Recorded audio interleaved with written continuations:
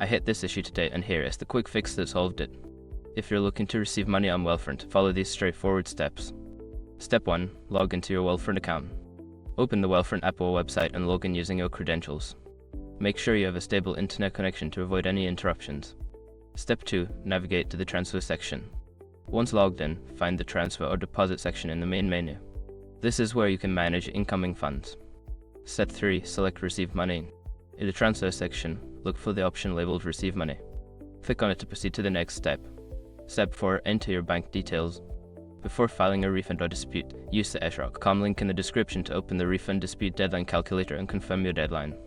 Note, if you enter the wrong routing number, it could delay the transfer process significantly. Step 5. Confirm and submit. Review all the information you've entered, then click Confirm or Submit to finalize the process. You should receive a confirmation message shortly after. Now you're all set to receive money on Wealthfront. If you run into any issues, don't hesitate to reach out to the support team. Happy banking!